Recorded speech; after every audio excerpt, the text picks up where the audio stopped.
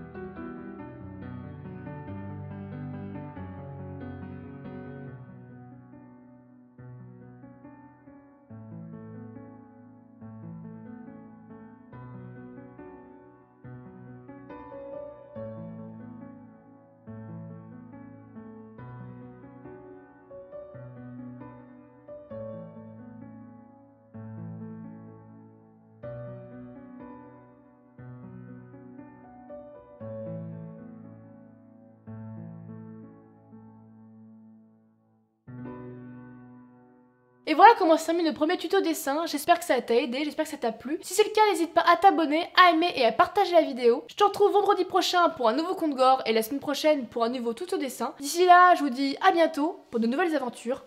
Salut!